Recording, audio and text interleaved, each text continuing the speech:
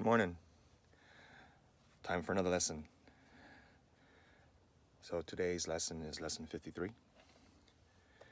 and it's a review again, lessons 11 through 15. So let's go ahead and begin. Number one of this review is actually number 11 review, and here we go. My meaningless thoughts are showing me a meaningless world. Since the thoughts of which I am aware do not mean anything, the world that pictures them can have no meaning. What is producing this world is insane, and so is what it produces. Reality is not insane, and I have real thoughts as well as insane ones. I can therefore see a real world if I look to my real thoughts as my guide for seeing. Number 2. I am upset because I see a meaningless world. Insane thoughts are upsetting. They produce a world in which there is no order anywhere.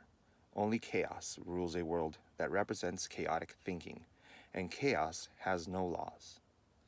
I cannot live in peace in such a world. I am grateful that this world is not real, and that I need not see it at all unless I choose to value it. And I do not choose to value what is totally insane and has no meaning. Number 3. The totally insane engenders fear because it is completely... Number 3. A meaningless world engenders fear. The totally insane engenders fear because it is completely independable and offers no grounds for trust. Nothing in madness is dependable. It holds out no safety and no hope. But such a world is not real. I have given it the illusion of reality, and have suffered from my belief in it. Now I choose to withdraw this belief, and place my trust in reality. In choosing this, I will escape all effects of the world of fear, because I am acknowledging that it does not exist. Number 4. God did not create a meaningless world.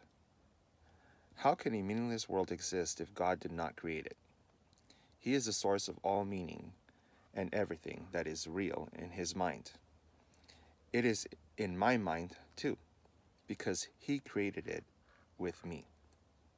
Why should I continue to suffer from the effects of my own insane thoughts when the perfection of creation is my home? Let me remember the power of my decision and recognize where I really abide. Number 5. My thoughts are images that I have made. Whatever I see reflects my thoughts. It is my thoughts that tell me where I am and what I am. The fact that I see a world in which there is suffering and loss and death shows me that I am seeing only the representation of my insane thoughts, and am not allowing my real thoughts to cast their beneficent light on what I see. Yet God's way is sure. The images I have made cannot prevail against Him, because it is not my will that they do so. My will is His, and I will replace no other gods before Him. Okay, it's a lot to think about. So let's start with number 1 and go one by one, trying to decipher what this all means. Number 1, my meaningless thoughts are showing me a meaningless world. Okay, so we have to remember that all our thoughts come from past experiences. What we've lived, what we've seen, what people have shown us and explained to us things are when we see things, and all those conjure up images in our minds, which are our thoughts. right? Experiences that have happened, experiences that haven't happened, things we make up in our mind. Those are all our thoughts. But if we remember from previous lessons that our thoughts don't mean anything, they're meaningless.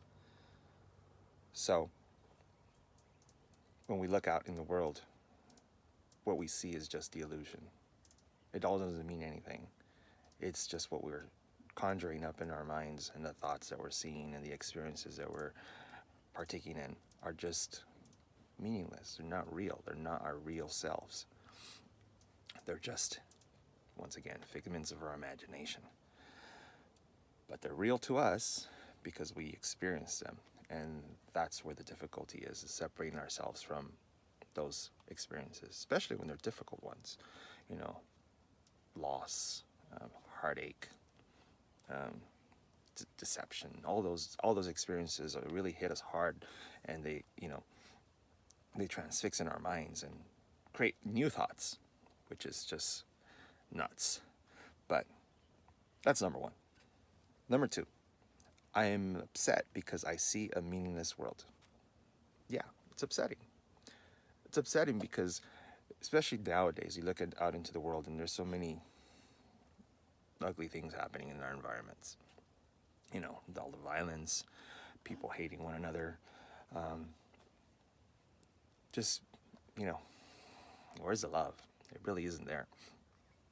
It's in your families, you love one another and stuff, but sometimes, even then, it's difficult to keep relationships, even with family members. You know, we have falling outs, disagreements, and we wonder why, you know, and it's all because we're all stuck in our minds. And, you know, we're upset at the fact that we're here, which is hard to comprehend because why would we be upset of having this wonderful experience of being in this earth? But the fact is that this is not what we want. We want to be with God. We want to be in peace. We want to be in love, you know, just not in love with someone, but like in love, you know, experiencing the feeling of love. Okay. Number three, a meaningless world engenders fear. So yeah, that's true. You know, every time we look out into the world, it just, we feel something's going to happen. It's like, even when you're happy, you think, you know, something bad's going to happen. Well, and why is that? And that's because it's not real. You know, everything we see is going to go away. It's going to disappear because it's not real, for one. And secondly, because everything that exists on this planet is temporary. Even we are temporary, you know, our human bodies, not our spirits, but what we truly are, but our bodies, they expire, you know. Trees expire, plants expire, you know, the food we eat expires. Everything on this planet expires. It has a shelf life, right? And so we have to remember that there's always that lingering fear that this is all going to end. And so that's where number three comes in. A meaningless world engenders fear. Number four, God did not create a meaningless world. That's the key right there. This is not what God created. God created perfect beings.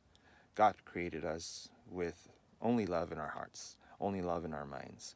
And it is us who created these negative thoughts and all these experiences that we're experiencing that could either sometimes be positive, but ultimately they're still meaningless, and they end, and then it brings us sadness and fear or depression or all these different negative experiences because they end. They can't go on forever. But what God created goes on forever. It lasts throughout time. It's endless. It's wonderful, and it's peace, and it's love. And that's what God created. That's number four. Number five, my thoughts are images that I have made. So let's go back to how everything exists in our world right now. Those are all our thoughts. we're looking through our human eyes. And those are images that we're creating in our minds. And then we project them out into the world and we see them.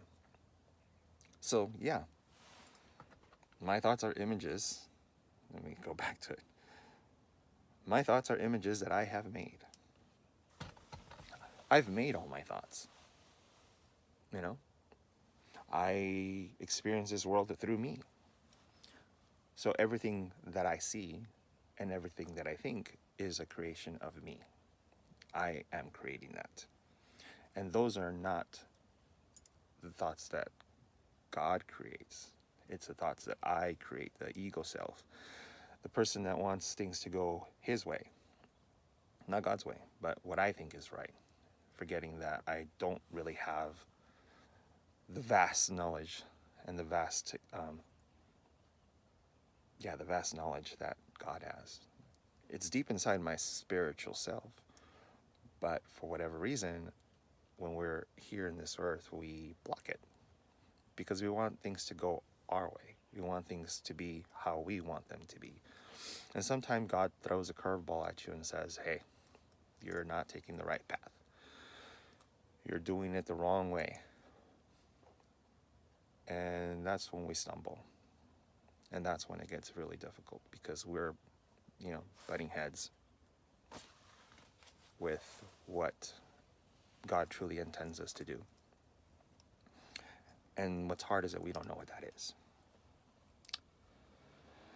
So that's lesson 53. It's a review. I think we're going to be in review for a while. I talked to someone, and someone very dear and special to me, who I value very much.